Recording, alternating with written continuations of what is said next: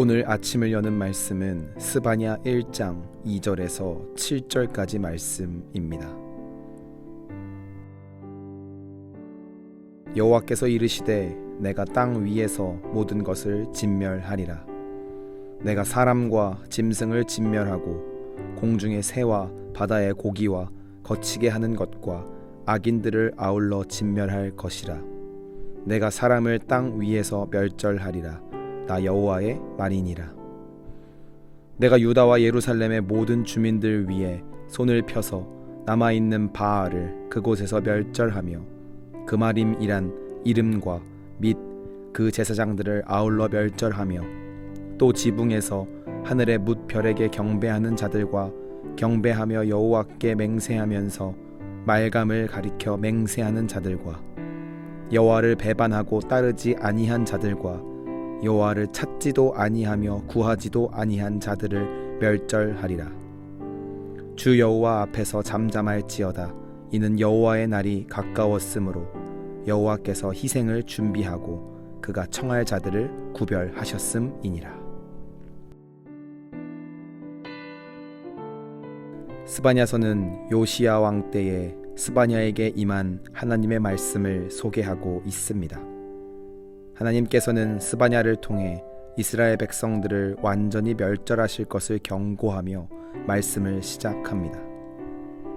유다와 예루살렘이 이방의 민족들에게 멸망당하기 직전 상황에서 여호와의 날이 곧 임함을 이야기하며 죄를 회개할 때임을 알려주고 있습니다. 오늘 말씀을 묵상하면서 하나님이 이스라엘 백성들에게 이처럼 강하게 이야기하신 이유와 앞으로 행하실 일들에 대해 알아보며 나아가 우리는 하나님 앞에서 어떤 삶을 살아야 하는가를 깨닫고자 합니다.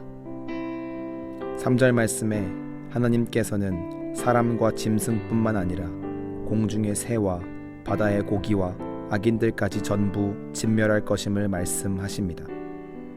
이것이 여호와 하나님의 말임을 확증하며 반드시 이루어질 것임을 이야기하고 있습니다.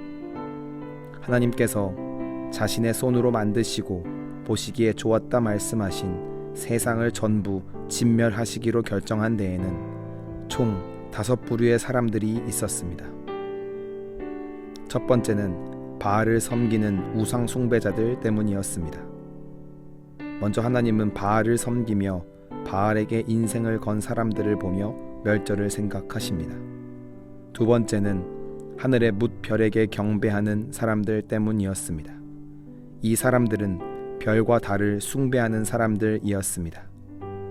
별과 달을 숭배하는 것은 특히 바벨론에서 성행하던 숭배 대상이었습니다. 그들로부터 압박을 받고 멸망당할 위기에 처해 있음에도 그들의 문화를 그대로 따르던 사람들이 바로 이스라엘 백성들이었습니다. 세 번째로 하나님께 맹세하긴 하지만 말감을 가리켜 또 맹세하는 자들 때문이었습니다. 말감은 솔로몬이 후궁들을 위하여 지은 이방 산당을 시작으로 성행된 우상 중의 하나였습니다.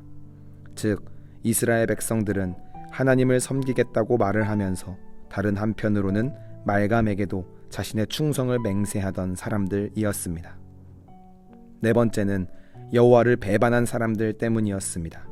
하나님을 믿었지만 결국엔 등을 돌리고 하나님 곁을 떠나간 사람들을 말하고 있습니다. 마지막 5번째로 하나님을 찾지도 않고 구하지도 않는 불신앙의 사람들 때문이었습니다.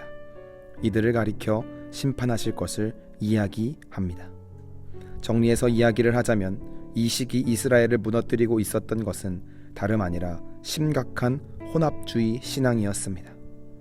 창조의 질서가 되시며 모든 만물을 창조하신 하나님 한 분을 섬겨야 했지만 그때그때 필요한 것에 따라서 바알도 섬기고 말감도 섬기며 나를 공격하는 이방신에게 기대기도 하다가 하나님도 건너 섬기는 혼합주의적 신앙의 모습을 하나님께서는 더 이상 참으실 수 없었던 것입니다. 그래서 12절 말씀에 적당히 진멸하는 것이 아니라 등불을 들고 예루살렘을 뒤져가며 한 명 한 명 찾아가 심판하시겠다는 무서운 말씀을 남기십니다. 오늘 말씀을 통해 중요한 사실을 깨달아야 하겠습니다. 먼저는 우리에게도 이스라엘 백성들처럼 혼합주의적인 신앙의 모습은 없는지를 점검해야 하겠습니다. 하나님을 섬기는 교회에 나오고 예배를 드리지만 누구보다 우상 섬기듯 하나님을 섬기고 있던 것은 아닌지, 또한 내 안에 아직 포기하지 못한 나만의 우상과 가치관은 없는지 반드시 돌아봐야 하겠습니다. 하나님께서는 창세전부터 지금까지 당신 한 분만을 섬기기를 원하시며 당신 한 분으로 만족하기를 원하십니다. 그 하나님의 뜻에 맞게 하나님만을 의지하는 성도가 되어야 하겠습니다. 또한 우리에게도 등불이 비춰지는 순간이 있음을 기억해야 하겠습니다. 만약 내가 하나님과 세상을 적절히 섞어가며 눈치껏 하나님을 섬기고 있었다면 우리 또한 비춰진 등불 뒤에 있을 심판에서 벗어날 수 없을 것입니다. 우리는 깨어 기도하며 날마다 하나님 한 분만을 섬기기로 결정해야 하겠습니다. 그래야 내 삶을 비추는 하나님의 등불이 진멸과 파멸의 등불이 아니라 따뜻하고 거룩한 생명의 등불이 될 수 있을 것입니다. 오늘 하루를 살아가시면서 혼합주의의 신앙에서 벗어나 하나님 한 분만을 섬기기로 결정하며 나아가 하나님의 등불 앞에서 온전하고 거룩한 성도의 삶을 살아내시길 간절히 소망합니다.